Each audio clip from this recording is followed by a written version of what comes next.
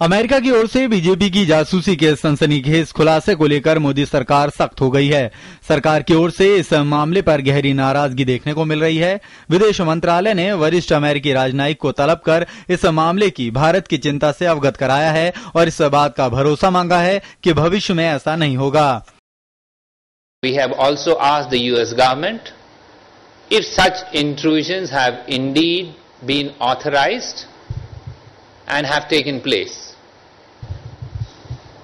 And our view is, should this have happened, these are highly objectionable.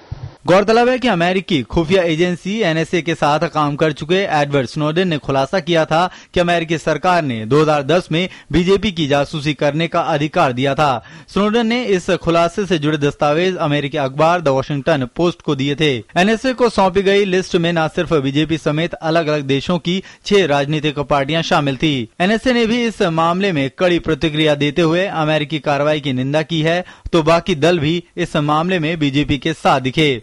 Government of India, Ministry of External Affairs has taken strong exception to the snooping, especially in the background that the Secretary of State is likely to visit India next month, Mr. John Kerry. It can be taken up then, but the government has preferred to take up the matter immediately and possibly would be communicating to the envoy, the American ambassador in India. अब वो तो सरकार देखे,